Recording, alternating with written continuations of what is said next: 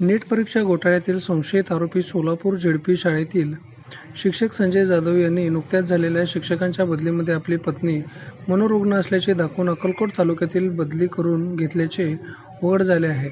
जाधव यांच्या कारभाराची चौकशी करण्यात यावी अशी मागणी संभाजी ब्रिगेडचे पंढरपूर विभाग जिल्हाध्यक्ष सचिन जगताप यांनी मुख्य कार्यकारी अधिकारी यांच्याकडे केली आहे. लातूरमधील नीट घोटाळ्यात सोलापूरचे नाव गाजत आहे. सोलापूर जिल्हा परिषदेच्या शाळेत शिकवणाऱ्या शिक्षकाचा या घोटाळ्यात सहभाग असल्याचे दिसून आल्यावर त्या शिक्षकाचे अनेक कारनामे उघड होत आहेत. संभाजी ब्रिगेडचे जिल्हाध्यक्ष सचिन जगताप यांनी सोमवारी याबाबत जिल्हा परिषदेचे मुख्य कार्यकारी अधिकारी मनीष आवाळ यांना सविस्तर निवेदन दिले आहे. या निवेदनात त्यांनी नीट घोटाळ्यातील संशयित आरोपी झेडपी शाळेचा शिक्षक संजय जाधव यांच्या कारनाम्याची माहिती दिली आहे. जाधव हा मूळचा चाकूर येथील ढोकीतांडा येथील रहिवासी असून रत्नागिरी जिल्ह्यात त्याने आतापर्यंत सेवा केली आहे. 1 वर्षापूर्वी तो सोलापूर जिल्हा परिषदेकडे बदलून आला. मोहोळ तालुक्यातील झेडपीची शाळा देण्यात आली होती. त्यानंतर माढा तालुक्यातील कळसाईत या सामाजिक कार्यकर्त्याने टाकळी वस्ती शाळा येथे शिक्षक नसल्याची तक्रार केली होती. त्यानंतर जाधव याला शाळेवर नियुक्ती मिळाली होती.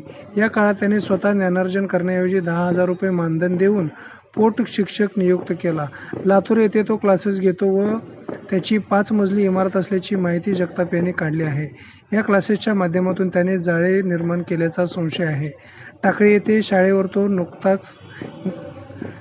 येथील शाळेवर तो कधी गेलाच नाही अशी देखील तक्रार पालकांची आहे.